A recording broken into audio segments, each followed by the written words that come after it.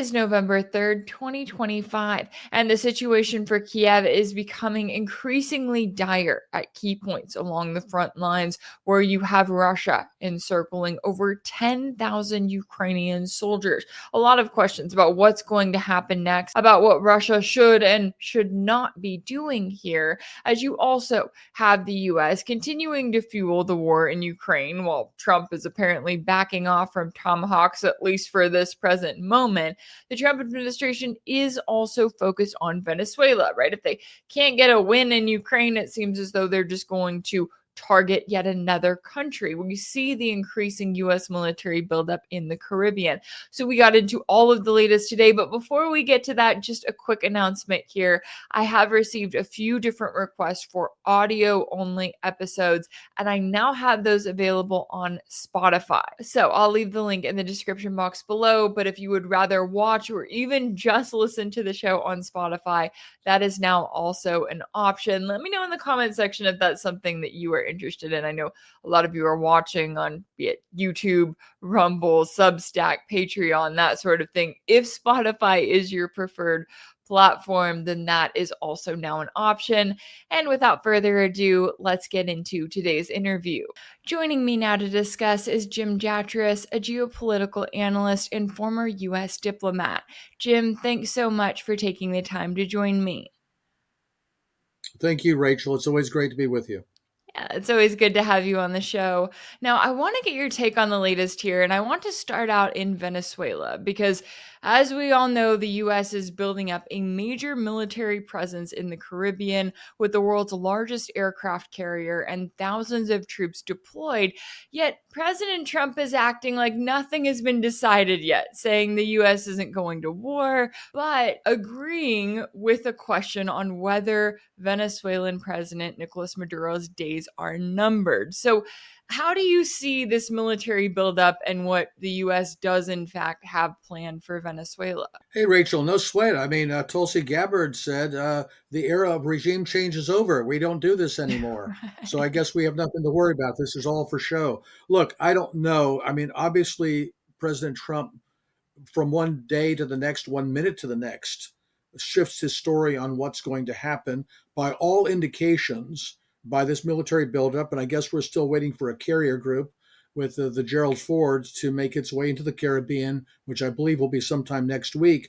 By all indications, this is going to happen. Now, what the this is exactly, I don't know. I think the most likely, for example, Trump said something along the lines, he sort of waffled on whether there would be bombing strikes within Venezuela. I think the long and the short of it, and the most likely scenario is that we are going to attack Venezuela, that there will be some kind of an attempt at a decapitation strike to destroy the Venezuelan government, maybe kill President Maduro personally, and then implant who is this lady? Machado, I guess is her name, as our Ahmed Chalabi, like we Yeah. parachuted him into Baghdad after that war. Uh, Maybe that's not what they have planned. Maybe they figure if they do enough saber rattling that the Venezuelans will throw in the towel and submit to whatever demands that we have. Although it seems that our demands are pretty maximalist. If it means the government has to basically abolish itself, I don't know too many countries where that's going to happen. There were some reports in the not too distant past that Caracas had offered us the sun, the moon, and the stars. You want to come in, develop our oil industry? You want us to distance ourselves from the Russians and the Chinese? We'll do that too. I don't know if those reports are true, but it seems that the indications are the Venezuelans try to be as conciliatory as it's possible for any country to be, and that's not good enough. So I don't like where this is going. As far as Trump's sort of waffling on what our plans are, hey, maybe that's no more significant than his talking peace with the Iranians while we were preparing an attack. So it's entirely possible that there's an element of strategic deception here too. Yeah, if anything, when Trump says, "Oh no, nothing's been decided," right? Or when he kind of makes it look like he's not going to war, that almost makes me feel like he is, right? That makes me look at it and go, "Okay, what is going to happen in the coming days or hours?" I know that the Miami Herald had that report out on Friday where they were saying, "Look, strikes are coming very soon." Now, when it comes to the strategy here, right? obviously the US has wanted not just Maduro out, but as you were noting, they have wanted overall regime change, a complete change of the government in Venezuela for years now. That's something that multiple presidents have been working towards. But how do you view the way that they are going about it now in Trump's second term, as publicly as they are, right? Where we can literally look at it and say, oh, this is who they want out. This is their new puppet, Maria Corina Machado. She's ready to go. It seems like they're just laying everything out in front of the public. So it seems, but it's interesting, Rachel, with such a lack of attention by the public. I mean, let's remember that, before the Bush Jr.'s attack on Iraq, we had, a full mobilization of the propaganda war, why we were going to attack Iraq. It really had to do with 9/11 or whatever. And at least people's attention was engaged, Congress was engaged. We had the sense that this was a big damn thing coming down the pike. We even had that with Obama in 2013 when he was preparing to launch an attack on Syria, and then of course there was a big public outcry, and Congress basically indicated they were not on board, and he backed off. There's nothing here. There's nothing here. We're destroying these little boats. We're threatening a war against another country with these totally bogus justifications about drugs or whatever it is. And it seems like nobody cares. Business as usual. It's amazing how unengaged the public opinion and even congressional opinion is on this thing, even though by all indications it looks like it's going to happen. And whether it's a cakewalk, as evidently Mr. Trump seems to believe that it will be, or whether this turns into a big damn disaster, I don't think we have a clue how this is going to work out. Yeah, and that's the thing too, is that I almost feel like because we have so many different wars going on, the public has kind of gotten desensitized to it, right? They're like, oh yeah, proxy war against Russia. The US is still pursuing tensions with China, with Iran. You've got genocide in Gaza. Oh, okay, well, yeah, what's one more thing? And yet at the same time, Trump, as he's unveiling this list of conflicts he claims he's solved, he's also looking at Venezuela. And I'm wondering if he is thinking that this is going to be easy, right? That they're just going to go in there, get rid of Maduro, put in Maria Corina Machado with her fancy new Nobel Peace Prize and, her history of funding from the US. Let's put her in and then everything will work out, privatize the oil industry. Oh, and this also happens to be the country with the world's largest oil reserves. And I guess that kind of goes back to my point about this being, kind of out in the open. When it comes down to the natural resources, how big of a role do you think that that is playing in sort of this US hunger for control of Venezuela? I don't know the answer to that, Rachel, because I do think that sometimes people will try to reduce everything to, nuts and bolts to, we're there for the oil. We attacked Iraq for the oil. We attacked Serbia because we wanted the mineral wealth of the Trepča mines in Kosovo. It comes down to some kind of a 19th century resources kind of thing. I don't think that's the case. I think there's something much deeper there, ideological. Some people say, well, maybe this is part of Trump's plan to reconsolidate in the Western Hemisphere and spheres of influence. I don't see that either, because I don't see him conceding anything to the Russians or the Chinese or the Iranians or any other powers. So whatever consolidation we're taking place in the Western Hemisphere, I don't think is connected to that. I think oil plays a role. Remember, the Iraq War paid for itself with all the oil we got from Iraq. So that was a war on the cheap, right? It didn't cost us trillions of dollars. No, I think that's part of what is going on. But I think the bigger thing here is probably a lot of this is driven by Marco Rubio, that he's had a bee in his bonnet about Venezuela for a long time. And I think that relates very possibly to Cuba. You get rid of Venezuela, and then where's Cuba going to get its oil from? And then maybe that sets Cuba up for regime change as well. So I think there's maybe a little of a bank shot going here. I think the oil is a big factor. I don't think it's the primary factor, though. Yeah, and that's good to keep in mind too, because I think that you're right, it is too easy to just look at the natural resources argument, and you have to kind of take a step back and look at how all of these different countries are connected, and really that US quest for control in Latin America. And in some countries they've been successful, and in other countries not so much. Now I'm also curious too, when we look at the angle of the multipolar world and kind of where it stands, because you've got the Washington Post reporting that Maduro is reaching out to Russia, China, and Iran for assistance, primarily military assistance. And Russia has been very vocal in its condemnation of the US for killing more than 60 individuals in strikes on boats in the Caribbean. And there are reports of a Russian transport aircraft linked to the country's military landing in the Venezuelan capital last week. So, when it comes to just Russia, how do you see their support? I mean, obviously, they know that Maduro is a key ally in Venezuela, but at the same time, there's only so much that they can do. Yeah, the geography is not favorable to that. I mean, I don't think it's a state secret to point out the Russians are rather busy right now, and that limited how much support they could give to the Syrians, and even to some extent, I think, impinges on how much support they can give to Iran.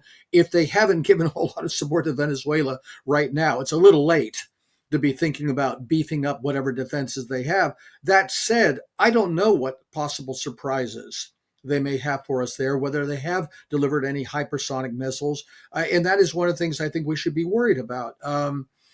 Americans tend to be kind of myopic about cause and effect. If, God forbid, we attack Venezuela and they do, for example, have some hypersonic weapons and sink or seriously damage some of our warships and kill a lot of people, kill a lot of Americans, the reaction on the American side will be, hey, look what they just did. They just attacked and killed a bunch of Americans, like it just came out of the blue, like we had nothing to do with it. So I certainly hope something like that doesn't happen, because that could really elevate the thing into a major conflict. Let's remember that the global situation we're looking at right now is really taking on the aspect of a global war between two huge blocks, between the Euro-Atlantic global American empire and the sort of the Eurasian bloc with the Russians and the Chinese, which also includes Venezuela. Look, there's no reason for this conflict. I mean, if the issue is our mastery of the Western Hemisphere, it would be very easy for Washington to say to Beijing and Moscow, look, we want you staying out of Latin America. We don't want you to have a military connection to anybody in this hemisphere, including the Venezuelans. But that means, hey, Taiwan, not our problem. Ukraine, not our problem. We're out of there. You notice Washington is not offering anything like that. We want our cake and eat it too.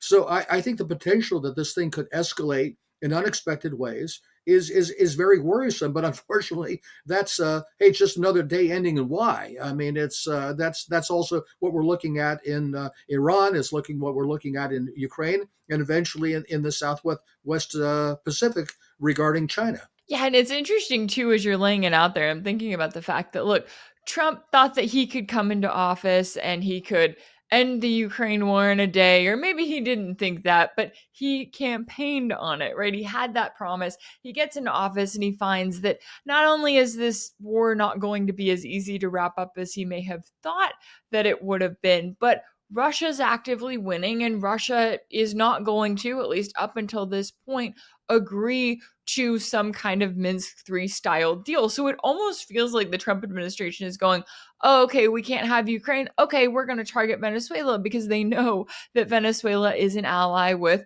Russia and China and Iran. When it comes to that larger stage of really the multipolar world and how it sits, obviously we're not expecting Russian soldiers or Chinese soldiers to come running to Venezuela with weapons ready to defend it. But how do you see the multipolar world and kind of how it stands right now, as we are coming up on the 1 year anniversary of the loss of Syria, and now we're looking at a potential US attack on Venezuela? Well, to tell the truth, Rachel, I'm worried. I mean, I'm worried about potential escalation, including unintentional escalation. I mean, we've already laid out the markers with regard to Venezuela. With regard to Ukraine, we seem to be in this situation. Yeah, you're right. Ukraine can't win. That means NATO, its Western backers, can't win, because this is really a proxy war, as we know. On the other hand, they're unwilling to concede defeat. So you've got one side that holds none of the cards, but won't allow itself to be defeated, and is still trying to avoid defeat. And the other side, and I know some people are going to criticize me for saying this, the other side that holds all the cards, but is unwilling to win. They're still waiting for the other side to fold, and the other side isn't going to fold. So what happens is keep escalating. We've seen the reports, for example, about Trump. Let's see, today on the latest report that Tomahawk missiles are off the table. Maybe tomorrow, the story on that is going to change. In either case, we are likely looking at some kind of deep strikes into Russia by NATO. By NATO, let's not kid ourselves. By NATO personnel firing NATO weapons from Ukrainian territory, and whether that's Tomahawks or whether there's the French Scalp or the British Storm Shadows or the German Taurus, that is going to happen. I don't think there's any question about that. And that's where I think, and again, some people are not going to like this. I think that Russia's patient, cautious, go slow approach is inviting escalation because it's perceived as weakness by the Western side. And I know there are dangers to a more robust response from Moscow to these provocations, but there are, I think, even bigger dangers to not responding as they have been not responding up till now. This idea that we hear from many people, including some of the guests on your show, who I think are great guys, that, Russia has all the time in the world. Russia is not on a timeline. We can do whatever. No, you can't. If you want World War III, take all the time you want, because that's what you're going to get, World War III. And I don't think that, whether not just in Moscow or obviously in Tehran and other places, the other side, the Eurasian camp, really understands how unwilling the global American empire is to step down from its perch, from its claim to total global dominance, which is what this is really all about. That there's no willingness at all to accept that, we live in a changed world. There are other powers we don't control. They have their own spheres of influence that we need to respect. We're not willing to concede that yet. And I think as long as that's the case, things are going to continue to escalate in Ukraine. They could escalate unexpectedly because of Venezuela. And let's not forget, Israel, U.S. versus Iran. That's not gone away either. Yeah, it feels like we have so many different pots and kettles on the stove that we're trying to go from one to the next to see. And I think that that's a really interesting point that you make there, because, you look at Russia and it feels as though they are still operating to a certain extent with the idea that the US won't take it that far, right? They kind of think that, okay, we're going to roll out this new weapon. Like, have you heard of the Burevestnik? Have you heard of the Oreshnik, right? All of these different capabilities, Russia is trying so hard to kind of give that warning sign to NATO of, you don't want to mess with us. Now, obviously, you look at Russia and you go, okay, they're not a first strike policy country, right? They are not threatening in that sense, but they are threatening in the sense of, you don't want to mess with us. Yet, as you're also noting, we keep seeing NATO mess with them. We keep seeing NATO back these attacks. And I look too at the situation on the battlefield, where you also have Russia coming out last week and saying, hey, we've got over 10,000 Ukrainian soldiers surrounded, encircled on these key points on the front line. And again, they're sending out those warnings there. Does it seem as though Russia is kind of waiting for the Kiev regime to essentially fall, right? Waiting for, and maybe, as you were also kind of noting, when it comes to the timing, that's not going to happen in the time that they think it is. But does it seem like that is their goal there? It seems that it is. As far as these warnings, demonstrations of weapons, how long ago was it? It was several years ago when Moscow unveiled that weapon that was a nuclear-powered cruise missile, essentially, that could travel to any point in the world. I think they even did some video simulations with a missile coming into Florida, of all places.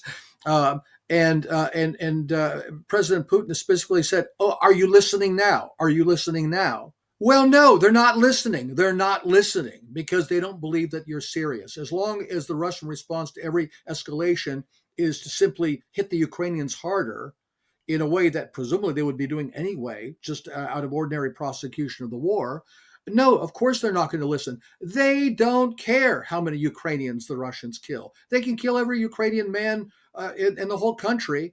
And according to some of the people who are on these podcasts, that's what the Russian plan is. I think it's a really horrendous plan if that's the way they intend to win this war. Yeah, I think they are waiting for the Ukrainian lines to crack And at that point, I think Moscow will likely renew their, all right, now, will you meet our terms? Will you agree to our terms? Because they don't want to actually win the war militarily. They really don't want to have to do that. They still want the other side to cry uncle and agree to their terms, which I don't think they're ever going to do.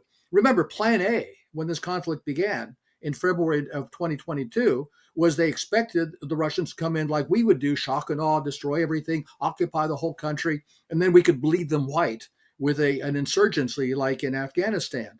I think that still would be the fallback position, even if there was an agreement. Okay, fine, we'll agree to the 4 oblasts, but then we'll still keep a militarized rump Ukraine. They will not meet any of the terms of denazification and demilitarization. All of those will simply be lied to. They'll simply lie to the Russians about those. So I think the Russian plan, such as it appears to be, is totally unrealistic.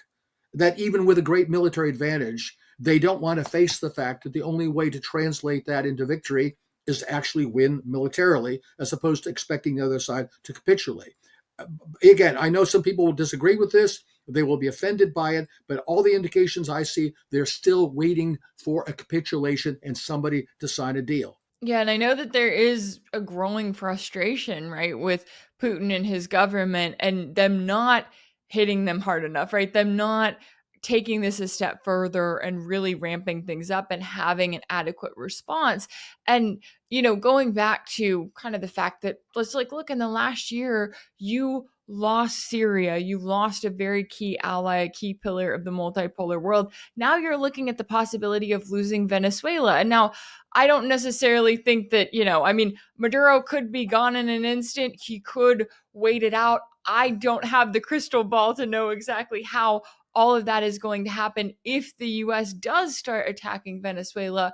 But when you have Russia and China and Iran looking at the possibility of losing another ally, it seems like, I look at this and I go, is there a possible world where they are even able to take the gloves off against the US and to show them, look, we're not going to be messed with? Or does the US, as the empire that it is, still have the upper hand in that sense that it still is going to find a way to target them no matter what? If that makes sense, how do you view kind of that push and pull of power when it comes to, say, a Russia and a China, how much they want to get involved and how much they want to do versus how crazy the US is and how far it's willing to go on its end? I think there's kind of an asymmetry in escalation dominance. Materially, militarily, the Russians have escalation dominance. I don't think anybody should doubt that. I know a lot of people in the West don't talk that way. You still see on X and other platforms, oh, the Russians are just bleeding. Oh, they're just being destroyed. Ukraine is winning. Okay, fine. People still believe that nonsense. But in fact, the Russians have military escalation dominance. Unfortunately, the West still has political escalation dominance because we're more reckless than they are. We will do stupid, crazy, risky things, knowing that the other side are the adults in the room, and they'll say, well, we don't want this to escalate any further. We're going to be responsible, and they won't respond in kind. And I think that's the dangerous upward spiral of escalation that we find ourselves in. Now, people say, well, what do you want the Russians to do? Use nuclear weapons? No, I'm not advocating that at all. I'm hoping they find some way to instill some sense of responsibility into their partners before we get to that point, before they find themselves boxed into a corner where they have no other choice but to do something really, really dangerous to show that they mean business. Are you listening now? Because so far they're not listening. For example, what do you want them to do? Sink American ships, sink British? No, I don't want them to do that at all. But I think it would be perfectly reasonable for them to say, next time there's a deep strike on Russian territory, we're going to destroy one of those British bases on Cyprus with an Oreshnik missile, with a no warhead, just kinetic energy strike. We're even going to warn you in advance so you can get your personnel out of there. But we know also you can't shoot the thing down. And we're serious about it this time. We're going to hit British territory because those bastards deserve it, to tell the truth.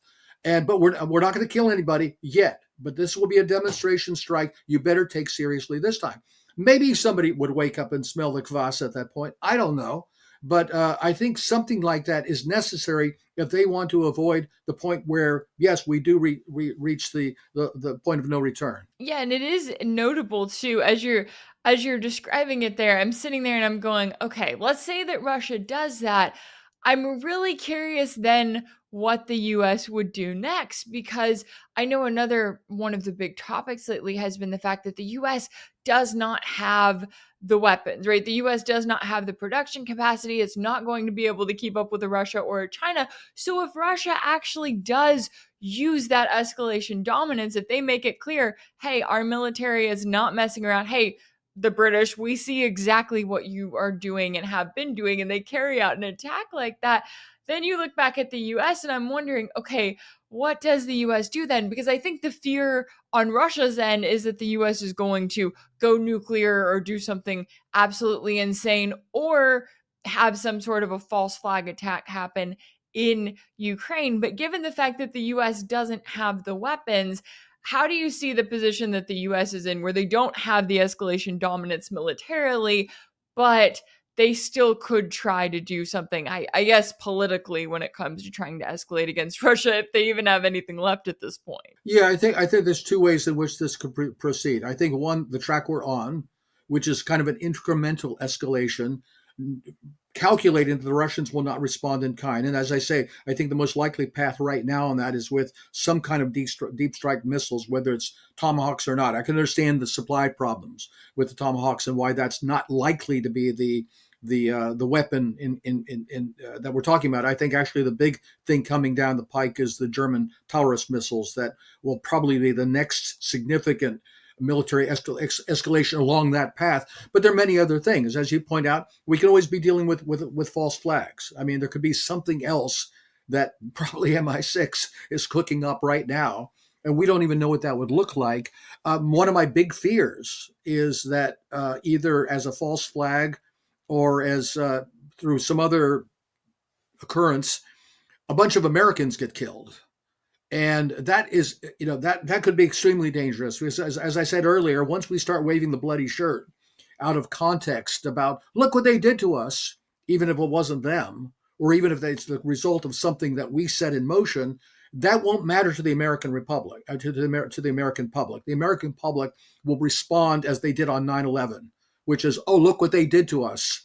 And that we then have to do something really, really dangerous at that point. That's my real concern at this point. Yeah, and I think that, when it comes down to it, you've got the US in this situation where they rely on that, right? It's almost like they want to on one hand, they look at Russia and they go, okay, we're going to keep poking the bear until you respond. On the other hand, they kind of want that response. They want it to target the American people, because when you look at it at the end of the day, going back to what you were saying initially about Venezuela and the fact that it's like, look, the Americans don't care. And we saw this with, the Houthis in Yemen, right? Those leaked text messages that were like, why are we bombing the Houthis? The American people are not going to have any reality of the situation. They're not going to figure out the propaganda unless it is fed to them in a very real way. And so I think that kind of brings us back to that, never ending question of, okay, which way do we go here? I know that Russia's thinking of a version of that. The US certainly seems to be thinking of a version of that, as they're kind of backing off of China a little bit, at least on the surface, trade wise, and now looking at Venezuela. I'll give you the final word here, but when it comes to where things are headed with Venezuela, what are you keeping an eye on as for what the US might do, and also what they may be doing at the same time with Ukraine, while there is more of a focus towards the Caribbean? Well, the key word is escalation. Obviously, we're expecting something fairly soon in Venezuela. And unless we hear all of a sudden that Venezuela has capitulated to American terms, I think that's going to happen. What that looks like, we don't know. I'm expecting an attack on Iran probably before the end of the year. With the United States and Israel, I don't think that's off the table at all. And as I say, in Ukraine, I think we're looking at some kind of escalation regarding missiles. I can't help but feel, I don't know how much you want to engage in conspiracy theories, or as I call them, spoiler alerts. I think there's a reason Trump was allowed to win this time, that a lot of There are a lot of indications that we're heading into a major war. I hope that's not the case. A war of global proportions. In a way, we're already seeing that in these scattered theaters, all of which are escalating. And let's face it, who's going to go die for President Kamala Harris? Nobody is. A bunch of feminists and trannies and foreigners. Who's going to go die in the American military for that war? Whereas if you're going to get the traditional sources of American military power, a bunch of good-hearted, soft-headed, white Christian boys from the South and the Midwest to go follow, the Cheeto Messiah into war because he's for America first. Yeah, that'll work.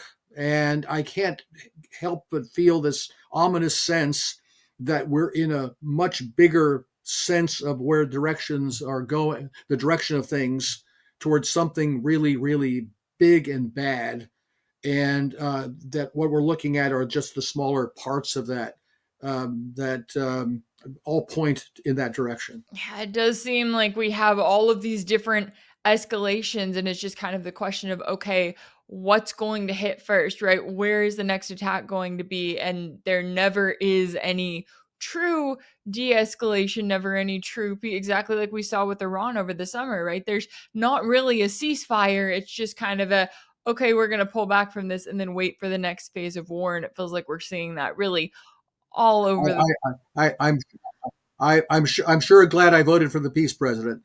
There you go. One year in, and you're looking and going, "Oh, okay, yeah, he's just the," and that is the Trump effect, I will say, right? You campaign so hard on peace, you come in, and then you can, and he's still right now. He's like, "Look at all of these conflicts I've solved. Look at all of this peace that I've brought to the world." Still claiming, and I do think that if the U.S. does move forward, and if they do attack Venezuela, Trump is still going to say, "Oh, we're not at war," right? Exactly as he's doing it now. And it is just very, very concerning when it comes to where we're headed. But I always appreciate you taking the time to join me to break down all of the latest here. Jim Jatras, a geopolitical analyst and former U.S. diplomat, thank you so much for your time and insight. Thank you.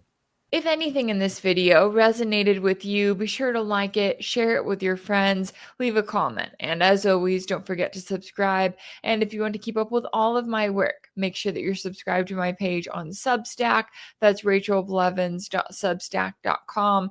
That's where you'll find ad-free videos and new weekly episodes of my exclusive series for paid subscribers called Sanctioned. You can also check out Sanctioned over on my page on Patreon. That's patreon.com/Rachel Blevins. As always, thank y'all so much for all of your support, and I'll see you next time.